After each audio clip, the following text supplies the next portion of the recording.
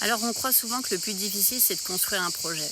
Moi je crois que le plus difficile c'est d'accepter que ce projet puisse changer de forme.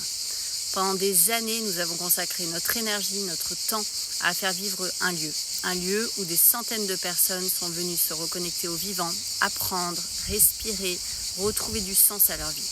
Aujourd'hui, du fait d'être en zone rouge risque incendie, nous ne pouvons plus du tout accueillir de public sur notre lieu. Et nous ignorons encore si nous pourrons continuer à y vivre dans les semaines, voire les mois à venir. L'idée de devoir quitter ce lieu que nous avons façonné de nos mains, bien sûr, est difficile à accueillir. Et forcément, ça nous fait mal. Mais cette épreuve me rappelle une chose essentielle. Nous nous attachons souvent aux formes, alors que ce qui compte vraiment, c'est l'intention.